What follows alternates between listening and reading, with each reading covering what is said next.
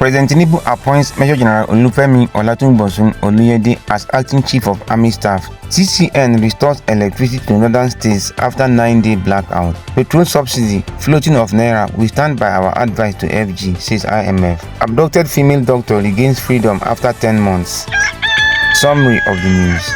President Bola Ahmed Tinubu has appointed Major General Olufemi Olatubosun Oluyede as the acting chief of army staff. This was disclosed by Bayo, Onanuga, Special Advisor Information and Strategy to President Bola Ahmed Tinubu on his X account. Oluyede will act in the position pending the return of the indisposed substantive chief of army staff, Lieutenant General Taoreed Abiodun Lagbaja. Until his appointment, Oluyede served as the 56th commander of the Elite Infantry Corps of the Nigerian Army based in Jaji, Kaduna. Oluyede has held many commands since his commissioning as an officer. He was platoon commander and adjutant at 65 Battalion, company commander at 177 Gas Battalion, staff officer Guard Brigades, commandant Amphibious Training School. Source X. The Transmission Company of Nigeria (TCN) said it has successfully restored bulk power supply to Nasarawa, Benue, Plateau, Kaduna, Kano, Bauchi and Gombe states. The development comes after 9 days of blackout in northern Nigeria.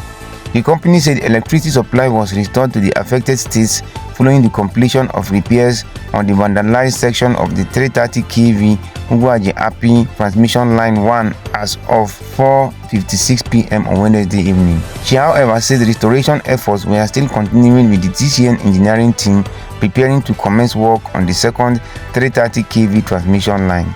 Source Leadership Newspaper.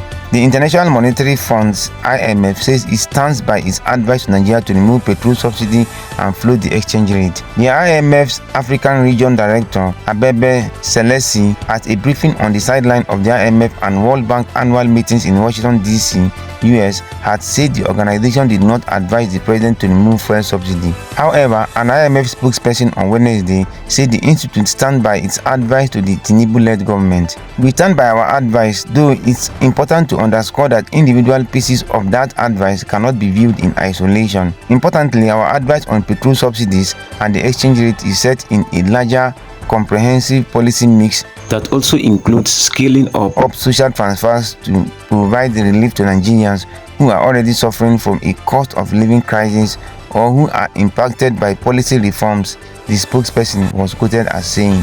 Source Daily Trust. Kaduna-based medical doctor Dr. Ganiat Popoola has regained freedom from captivity 10 months after she was kidnapped. Popoola, a registrar in the Department of Ophthalmology at the National Eye Center, Kaduna State, was abducted on December 27, 2023, along with her husband, Nuruddin Popoola, who is a squadron leader, and her nephew, Folarami Abdulmugni, who stays with them. After several negotiations with the kidnappers, the husband was released on March 8, 2024, but the doctor and Abdulmugni were held back. Daily Trust reports that the Nigerian Association of Resident Doctors had embarked on a series of protests nationwide and repeatedly made calls on the federal government to secure release of the doctor. The female doctor and her nephew were, however, released on Wednesday evening by the captors. Source Daily Trust. Follow for more.